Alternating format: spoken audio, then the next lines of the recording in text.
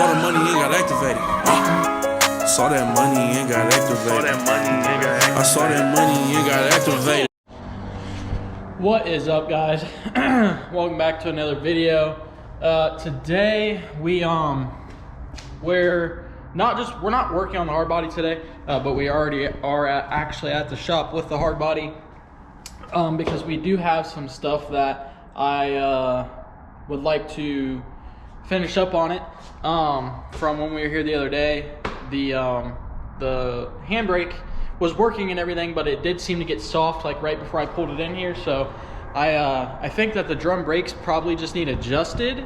And then I also think that there's a couple ideas that I have that could be causing it. So the good news is that it actually locks up the brakes in the rear. It's never done that, so that's a good thing. But today's video is mostly going to revolve around doing the pulling the turbo manifold off the Cummins, the exhaust manifold, and trying to like kind of port the that T4 flange in there. So you guys will see that later, but I'm not going to film much on this because we kind of already went over it, but just figured I'd pick up the camera and film a little bit that I do mess with in case somebody has the same problem. So I'm gonna mess with that real quick and I'll keep you guys in the loop.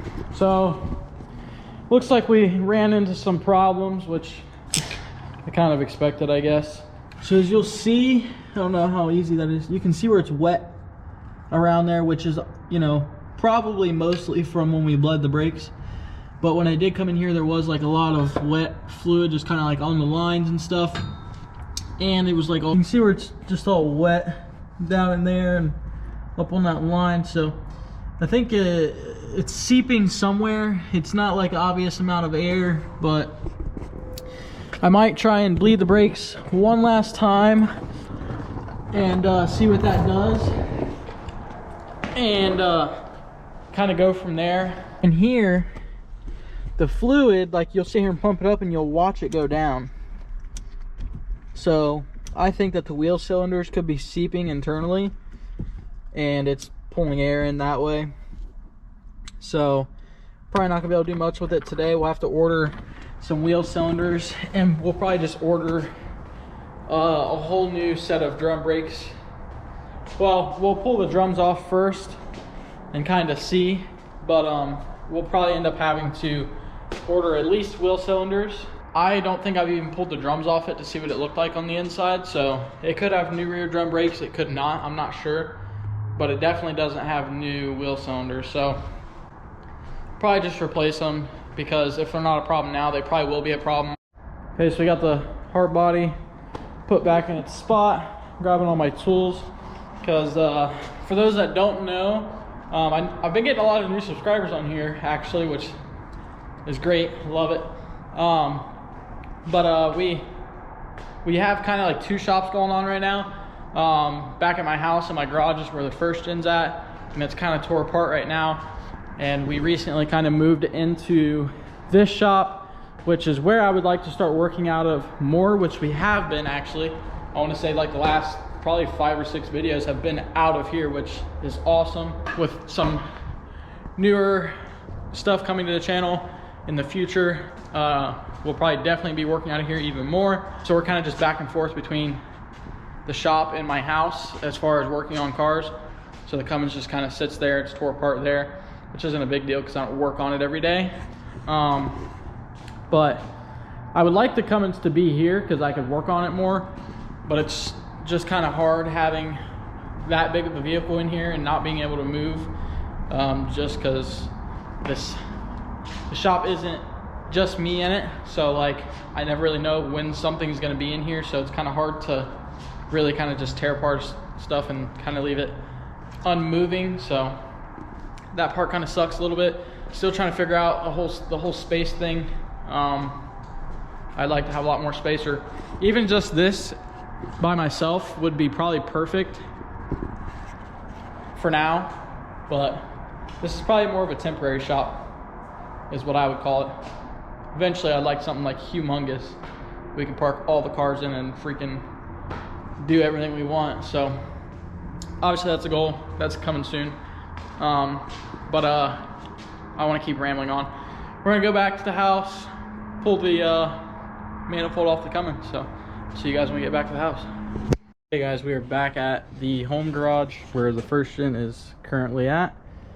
And it's a mess in here, so I'm gonna hurry up and clean this stuff up real quick, and then we'll hop right on to getting this turbo off. Okay, we got the kind of the mess cleaned up somewhat. We mostly just shove stuff everywhere, but you gotta go ahead and probably just take the turbo off first, and then take the manifold off secondly. We'll have to undo the EGT sensor and stuff, and I mean, it's pretty straightforward.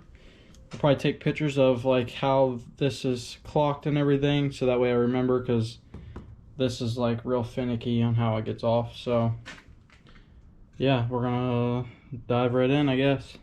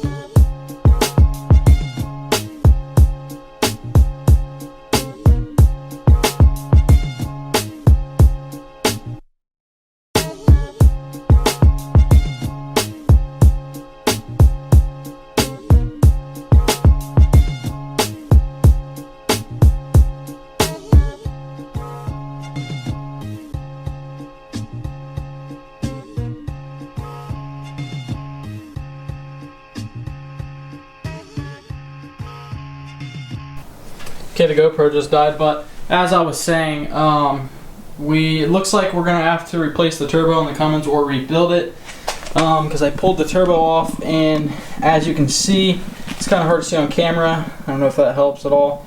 This thing is literally just full of oil. So I'm gonna pull the front cover off and kind of assess what's going on. It does have some side-to-side play, but it doesn't really seem abnormal, but at the same time it kind of does. So might be time to go to a different charger, or rebuild this one. If I'm being honest, I don't really like this turbo. I think it's too laggy for the truck and for what we're going to use it for. So let me get the cover off before we talk any more about it. Realistically, like if you look in here, doesn't appear to be any damage. Like, it doesn't look like the wheel has ever kind of rubbed against it, that's good. You can definitely see the oil inside there, and a lot down in here, and you can definitely see all the oil and stuff on this. So it doesn't look like the wheel has ever rubbed against the housing or anything. There definitely is some play, as you can see here, kind of. It's hard to tell, but there is no in and out play though. So the thrust bearings and stuff seem to be good. So that's strange. And yeah, so I definitely don't want this happening. The downside of diesel trucks is like, this is something you'd almost never know until the turbo pretty much blew. Just because diesel trucks naturally already kind of smoke. Well, especially 12 valves, this truck was always smoked. So you'll really never know if the turbo seals are bad, the oil turbo seals are bad, unless you were to pull your intercooler boot off and check, which I should have done. But the truck had always kind of hazed. The truck had always kind of hazed at idle, so maybe that's what that's from. I always just thought it was from the injectors. I was told that the injectors I have would cause a haze at idle. But yeah, I guess I'm not too shocked. I have absolutely beat the crap out of this truck with this turbo on there, so I'm really not mad. I actually joke around all the time. I'm like, man, if the turbo just blew up, I'd be happy because I got my abuse out of it, and I've, you know, I would deserve it at that point. So, and it'd be time for an upgrade. And the GoPro actually died, so I'm vlogging off the big camera right now. If I look awkward, it's because this camera is kind of heavy, but yeah. So I'll show you what I was talking about inside the exhaust manifold on why I was wanting to pull it off.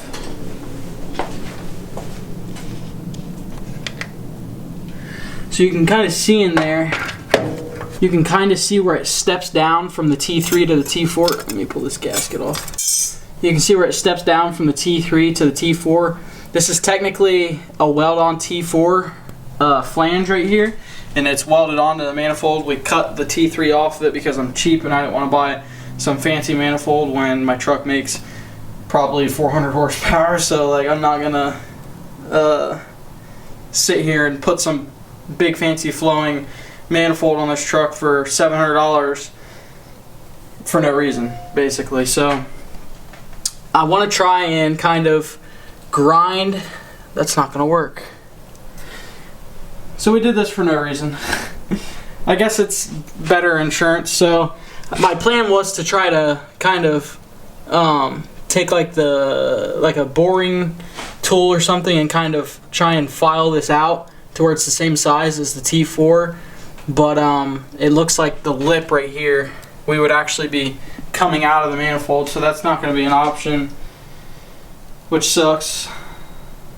But oh well, I guess it's better to know than not to know. So that's not going to be something we're doing now, I guess. But at least now we know that the turbo is bad. So now it's time to think of some upgrades. If I'm being honest, I don't really care to make a ton of power with this truck.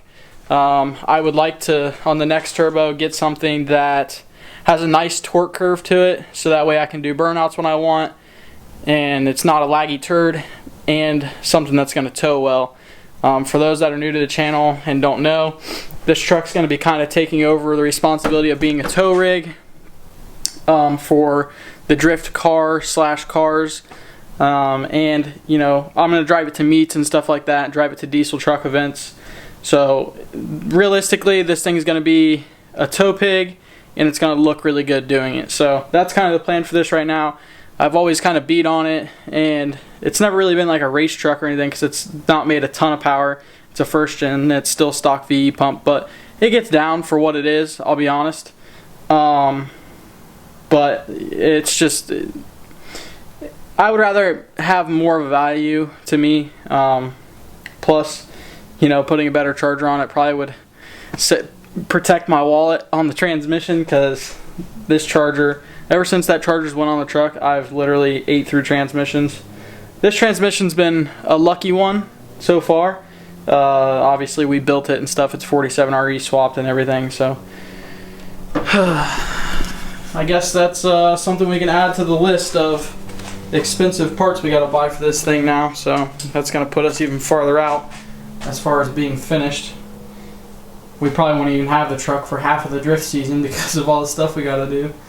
But I just really want to make the thing as reliable as we can, make it as nice as we can, and drive it and just not have issues, which we always have. I drive this thing more than most people drive their daily drivers, and every second I drive it I'm beating on it. So this thing is by far did its purpose, and it's made me happy, you know, since it's been built. So we're just trying to make it perfect now. So fortunately, I think that might be it for this video, just because I planned on kind of filming that, but this guy decided otherwise. I mean, it is stock, so like, why did it break? I don't understand. I'm confused. Huh. If you guys know of any turbos that would be good for a towing setup with a good torque curve that's not going to be super duper laggy, comment below and let me know. I'll probably do some research on myself. I will probably still rebuild this, Not sure if I'll keep it, but if I do rebuild it and I sell it, I'll post it on here first. Maybe somebody wants to buy it. Or I'll just sell it the way it is, I don't know. Or trade it for another turbo that's going to suit my needs a little better. This is an S300 SX3. I think I said that right. It's basically the same specs as an S366. I can't remember the exact specs right now. I think the exhaust housing is a 0.91. I would like to have something that's like a 0.88.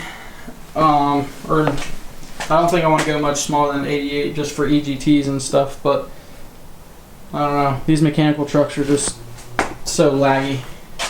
Or they're laggy with a lot of fuel. I mean, in stock form, this truck drove perfect. That's why I want to buy another one and keep it stock. And for those that don't know, because I know, one reason I keep saying this is because I've gotten a lot of new subscribers lately, but this truck is going to go through a lot of different stages.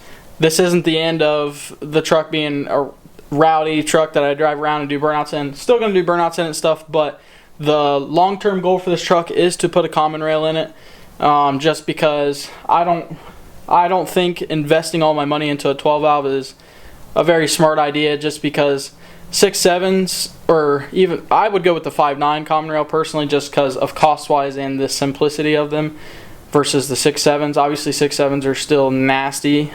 They're not nasty for my wallet. So but a 5.9 common rail in this thing would probably make twice the amount of power and be twice as reliable. I mean, you could literally put S400s on a 5.9 common rail and daily drive it with absolutely no issues, and the truck will still drive the same as it always has. They just spool chargers way better. So with that being said, guys, I think that's going to be it for this video. Stay tuned for the next couple videos on the first gen. I want to start tearing the interior out. We are going to do like sound deadening mat inside. Kind of scared to see what the floorboards look like when I tear the interior up, but I mean, underneath they look fine, but I know sometimes, like, if this thing ever had a windshield leak or anything, it can kind of surface rust the floorboards.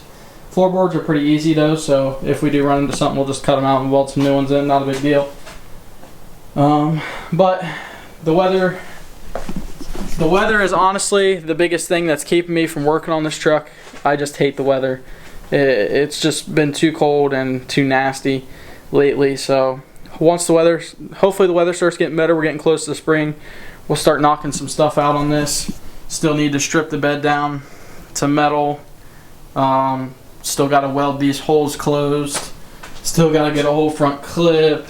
I mean, we got a lot of stuff to do on this thing, but with that being said, guys, I'll see you guys in the next video. Deuces. My life be like, yeah.